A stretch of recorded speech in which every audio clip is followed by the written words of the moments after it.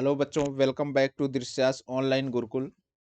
इस वीडियो में हम लोग डिस्कस करने वाले हैं 29 दिसंबर 2022 को जो सीटेट ऑनलाइन एग्जाम हुआ है उसका पेपर डिस्कस करेंगे। स्पेशली हम लोग पेपर 1 जो मैथमेटिक्स के क्वेश्चंस आए हैं, जो मेमोरी बेस्ड क्वेश्चन है, जो बच्चों ने बताया है कुछ क्वेश्चंस, उन क्वेश्चंस को हम लोग कलेक्ट करके रखे हैं और उन क्वेश्चंस को हम लोग यहाँ डिस्कस करने वाले हैं।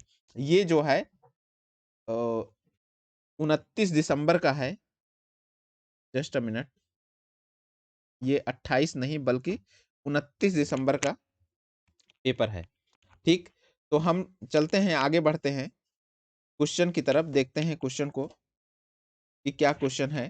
तो सबसे पहला क्वेश्चन जो आया हुआ है आपका, ये क्वेश्चन है कि एलसीएम कैलकुलेट करना है हम लोगों को। ठीक है, तो एलसीएम कैलकुलेट करना आप जानते ही होंगे। एलसीएम इस तरीके से क्वेश्चन रिपीट हो रहा है बार बार।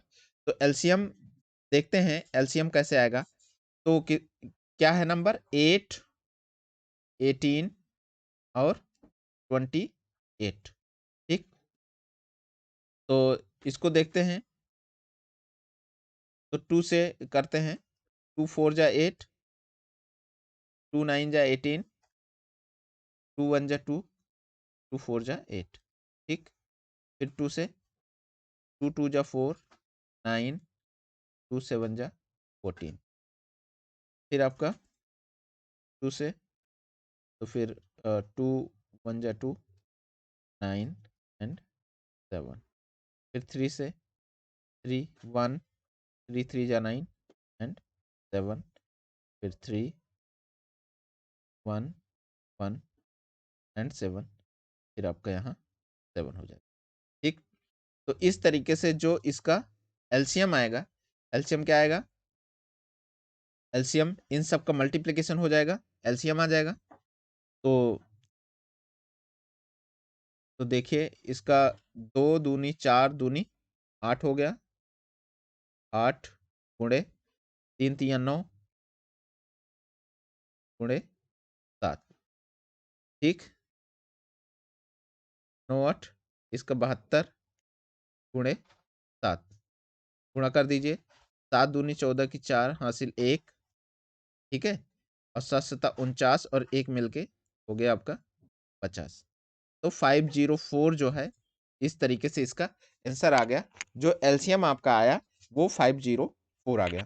ठीक, तो ये एक चीज मैं बता दूं, एलसीएम और एचसीएफ बहुत ही इंपॉर्टेंट है। ये टॉपिक आपका, इस टॉपिक से क्वेश्चन आएगा ही आएगा। फंडामेंटल क्वेश्चंस आएंगे, ऐसा नहीं है कोई बहुत डिफिकल्ट क्वेश्चन आने वाला है। तो इन टॉपिक्स को आप प्रिपेयर कर लीजिए, आने वाले एग्जाम्स में आपका बहुत इससे हेल्प मिलेगी। 1 से 2 क्वेश्चन आपको आसानी से मिल जाएंगे। आगे हम लोग बढ़ते हैं, अगले क्वेश्चन की तरफ देखते हैं, नेक्स्ट क्वेश्चन को। तो ये क्वेश्चंस जो है 29 दिसंबर के हैं, ऑनलाइन एग्जाम जो हुआ है, तो ये चीज आप ध्यान रखना। तो इसमें देखते हैं हम लोग, अगले क्वेश्चन को देखते हैं। इस क्वेश्चन में देखिए, what part of complete rotation have you turned if you start from east. देखिए इस क्वेश्चन को मैं समझा देता हूं। इस क्वेश्चन में क्या है, east and turn clockwise face north. देखिए सबसे पहले तो हम डायरेक्शन को देखते हैं। ये दिशा पर बेस्ड क्वेश्चन है और बहुत ही इजी है, बस आपको थोड़ा सा कॉन्सेप्ट पता होना चाहिए।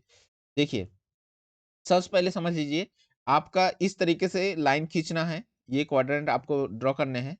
आपका जो राइट हैंड है वो होता है हरदम पूरब। ठीक है, ये पूरब है। फिर लेफ्ट हैंड साइड में आएंगे तो ये होगा आपका पश्चिम। ठीक है, पूरब पश्चिम, ये होगा उत्तर। ठीक है, और ये होगा दक्षिण।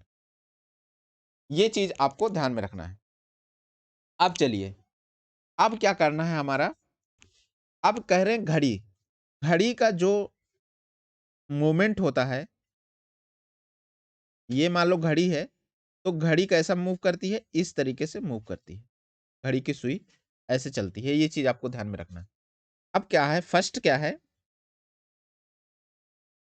Start from east and turn clockwise face to north. तो ये हो गया ईस्ट, ठीक है, वेस्ट, नॉर्थ एंड साउथ। तो अब ईस्ट से शुरू किया, ईस्ट ईस्ट की तरफ थे, यहां से ये पॉइंट था हमारा, यहां से शुरू किया और घड़ी की दिशा में चलते हुए, घड़ी की दिशा में मूव करते हुए कहां तक गए, नॉर्थ की तरफ। तो इस तरीके से, ठीक है, यहां तक जाना है। तो कितने मूव किए, कितने जो वैल्यू है मूव किए, देखो जो यहां से था 3/4 मूव कर गए, क्योंकि 1 2 3, ठीक है, और टोटल कितना था, टोटल 4 है। तो नॉर्थ तक पहुंचने में हमको क्या करना पड़ेगा, 3/4। तो इसमें कितना आया, 3/4 पहले मोमेंट में, ठीक है। एक चीज ध्यान दीजिए, ये आपका 1 2 3 और 4, टोटल तो 4 है, 4 डिस्टेंस ट्रेवल करनी है सपोज करो। तो यहाँ क्योंकि नॉर्थ तक पहुंचना है तो ये जो है 3 हो जाएगा, तो 3/4 सिंपली हो गया। दूसरा क्या है, एंटी क्लॉकवाइज अगर फेस कर रहे हैं, यहां से यहां अगर जा रहे हैं तो सिर्फ एक ही पार्ट को ट्रेवल करेंगे, एक ही पार्ट को ट्रेवल कर रहे हैं। तो इसका मतलब क्या हुआ, टोटल कितने थे, 4 थे, और एक पार्ट को ट्रेवल कर रहे हैं, इसका मतलब ये हो गया 1/4, ठीक है। तो तो इस तरीके से आप समझ गए होंगे कि एक का पहले पार्ट का जो आंसर आएगा 3/4, दूसरे पार्ट का आंसर आएगा 1/4। ये आपका डायरेक्शन पर बेस्ड क्वेश्चन है, इजी है, इसमें ज्यादा इतना डिफिकल्ट नहीं है। बस आपको डायरेक्शन का सेंस होना चाहिए, किस तरीके से मूवमेंट होगा। घड़ी आपको समझ गए हो, ये क्लॉकवाइज है, ये क्लॉकवाइज मूवमेंट है। अगर एंटी क्लॉकवाइज करेंगे तो इस तरीके से मूवमेंट आएगा एंटी क्लॉकवाइज, ठीक है, इधर की तरफ। आगे हम बढ़ते हैं अगले क्वेश्चन की तरफ, काफी इंपॉर्टेंट है ये क्वेश्चन। और इस पर बेस्ड ये तो थोड़ा सा डबल कंडीशन दे दी, इसलिए थोड़ा सा आपको लग रहा होगा कि डिफिकल्ट है, बट इसमें क्वेश्चंस आने वाले समय में रिपीट होंगे 100%। आगे हम देखते हैं अगले क्वेश्चन को। ये क्वेश्चन देखिए, what is the sum of all factors of 99। ये क्वेश्चन है, अच्छा क्वेश्चन है कि जो है 99 के सभी जो फैक्टर्स हैं उनका योग कितना होगा, ये निकालना है आपको, ठीक। तो सबसे पहले देखते हैं कि 99 के फैक्टर्स होंगे क्या, फिर हम उनको ऐड करते हैं। तो 99 को सबसे पहले देखिए, 99 के फैक्टर्स को हम चेक करते हैं। 3 से देखिए, 3 3 जा 9, 3 3 जा 9, फिर 3 1 1 11 हो गया, फिर 11। तो इसका जो फैक्टर्स आया वो फैक्टर्स क्या आया, 3² इंटू 11, ठीक, 11 की पावर 1 मैंने लिख दिया। अब देखिए हमको क्या करना है, इनका सम निकालना है। तो सम निकालने का एक सिंपल तरीका है, ये देखिए सभी फैक्टर्स का सम निकालना है। तो हम 0 से शुरू करेंगे, यहां तक जाएंगे। तो 3 की पावर 0 प्लस 3 की पावर 1 प्लस 3 की पावर, ठीक है, इसमें कोई डाउट, ये वाला इसको मैंने किया, कहां तक ले गया, इसकी पावर 0 से शुरू की और 2 तक ले गया जहां तक ये था। फिर इसी में 11 है, इसको भी ऐसे करूंगा मैं, 11 की पावर 0 प्लस कहां तक है, 11 की पावर 1 तक ही तो है। बस इसी को कर लूंगा, आपको आंसर मिल जाएगा। तो ये कितना हो गया, 1। किसी भी संख्या की पावर अगर 0 होती है तो उसकी वैल्यू 1 होती है। ये 3 हो गया, ये कितना हो गया, 9 हो गया। अगला देखिए, ये 1 हो गया और ये कितना हो गया, 11 की पावर 1 11। तो 9 1 10, 10 और 3 कितना हो गया, 13, गुणे ये कितना हो गया, 11 और 1 मिलके 12, ठीक। अब गुणा कर दीजिए, 12 3 36 की 6 हासिल 3, ठीक है, और 12 का नम 12 और 3 मिलके कितना हो गया, 15, ठीक। तो इस तरीके से आपका जो आंसर आया 156। तो ये आप समझ गए होंगे, what is the sum of all factors of 99। किसी भी नंबर का अगर उनके जो फैक्टर्स हैं, उनके जो गुणनखंड हैं, उनका अगर योग आपको निकालना है तो आप इस तरीके से चलेंगे, आप बहुत इजीली से वहां तक पहुंच जाएंगे, ठीक है। तो ये हो गया आपका आंसर कि 156 होगा, इसके सभी फैक्टर्स का सम जो निकल के आएगा, जोड़ जो आएगा। आगे हम बढ़ते हैं अगले क्वेश्चन की तरफ, देखते हैं नेक्स्ट क्वेश्चन को।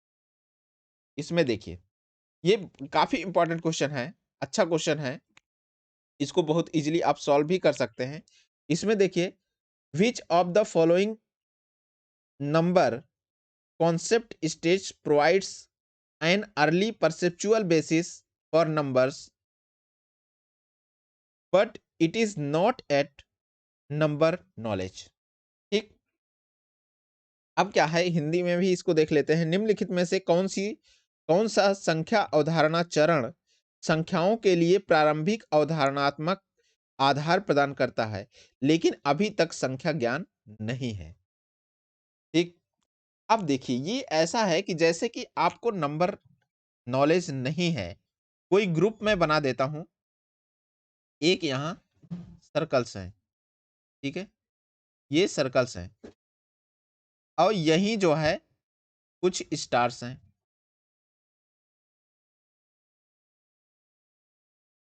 ठीक, इस तरीके से है।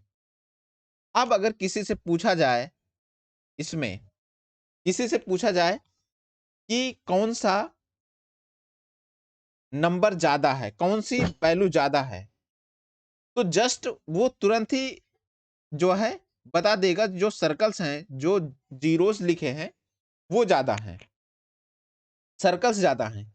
इवन उसको काउंट करने की जरूरत नहीं, वो काउंट नहीं करेगा कि ये मैच करेगा कि इसमें 3 जीरोस हैं या फिर इस 3 3 6 1 7 जो है स्टार्स हैं। तो ये जो होता है, इसको बोलते हैं सबिटाइजिंग। ठीक है, कि मतलब विदाउट नोइंग द नंबर एक एस्टिमेट लगाना कि ये जो है ज्यादा है और ये कम है, इसको बोलते हैं सबटाइजिंग। ठीक है, तो आगे बढ़ते हैं हम लोग अगले क्वेश्चन की तरफ, देखते हैं नेक्स्ट क्वेश्चन को। हाँ, तो चलिए हम लोग आगे बढ़ते हैं अगले क्वेश्चन की तरफ, देखते हैं नेक्स्ट क्वेश्चन को।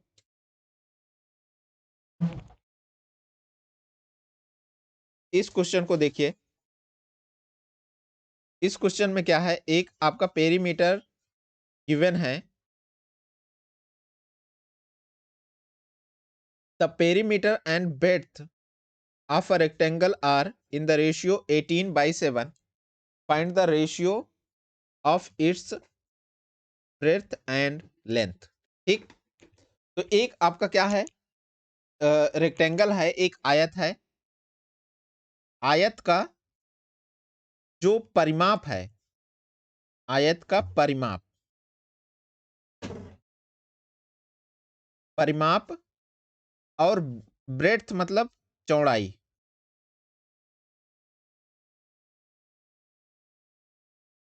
ठीक है, चौड़ाई, चौड़ाई का रेशियो गिवन है। इसका रेशियो क्या है, 18/7 है। तो आपको फाइंड क्या करना है, आपको फाइंड करना है ब्रेड्थ एंड लेंथ का रेशियो। ठीक है, P/L आपको निकालना है, ये चीज ध्यान में रखना है। तो अब परिमाप हमको पता है, परिमाप कितना हो गया, परिमाप क्या होगा, परिमाप का मतलब बाहरी माप। तो इसका परिमाप जो आएगा वो आएगा 2L+B डिवाइडेड बाई चौड़ाई, चौड़ाई कितनी है, B है, इज इक्वल टू 18/7। अब आगे बढ़ते हैं हम लोग, अब बस इसी को सॉल्व कर लेंगे, आपको आंसर मिल जाएगा। तो 2 × 2, 2×9 = 18। ठीक है, तो अब इस तरीके से 7 का यहां गुणा करेंगे, 7 का इधर गुणा करेंगे, 9 से इधर कर देंगे, तो 7L+7B इज इक्वल टू 9। ठीक, तो अब क्या आ गया, 7L is equal to 9B-7B is equal to 2। ठीक, हमें क्या चाहिए, तो ये देखिए, इन दोनों से b बाई एल हमको निकालना है, तो सिंपल b यही रहने देते हैं। b बाई एल अगर करेंगे हम, तो आपको क्या मिलेगा, b यही रहने देंगे तो 7 यहाँ आ जाएगा, 7 ऊपर रहेगा, 7/2। तो इस तरीके से इसका आंसर क्या आएगा, 7/2। जो आपकी चौड़ाई और लंबाई का जो रेशियो होगा वो 7/2 होगा। ठीक, आगे हम लोग बढ़ते हैं अगले क्वेश्चन की तरफ।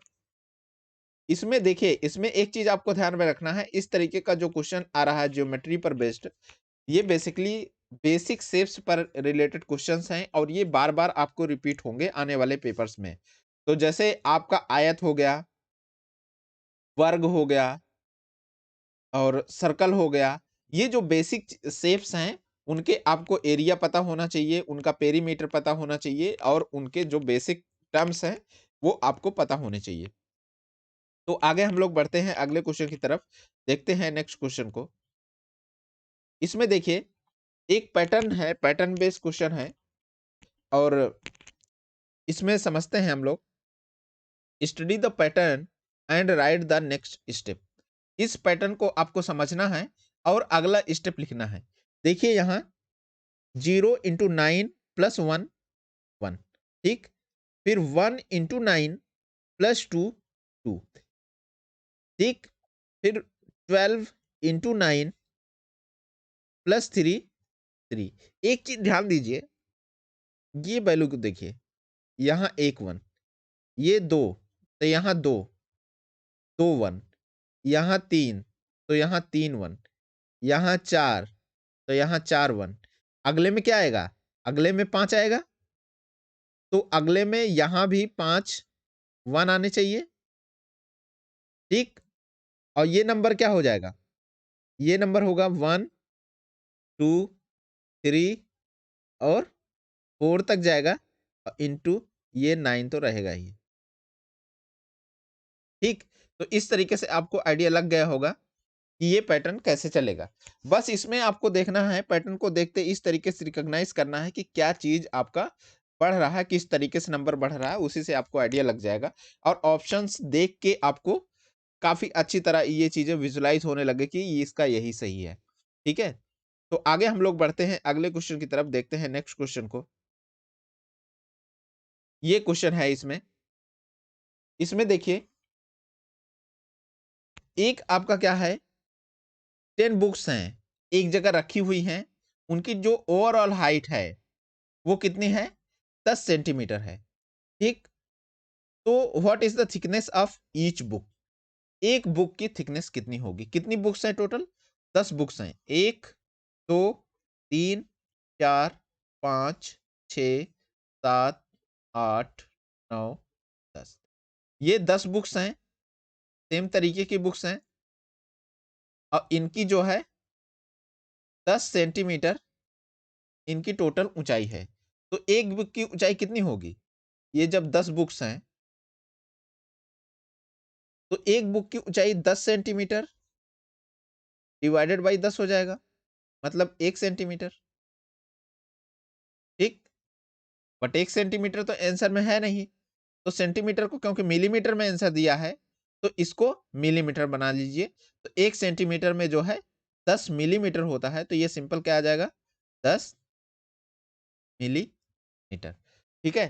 तो एक बुक की जो ऊंचाई हो गई, एक बुक की जो ऊंचाई है, जो थिकनेस है वो कितनी हो गई, 10 मिलीमीटर।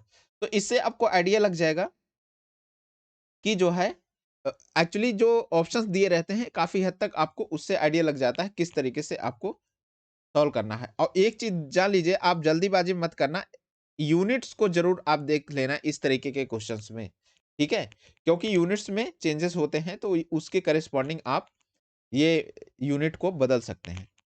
तो इस तरीके से हमने देख लिया क्वेश्चंस जो आपका 29 दिसंबर को जो पेपर हुआ सीटेट ऑनलाइन एग्जाम, जो बच्चों ने क्वेश्चन डिस्कस किए मैथमेटिक्स के ये पेपर 1 में, तो उस उन क्वेश्चंस को हम लोगों ने डिस्कस किया यहाँ।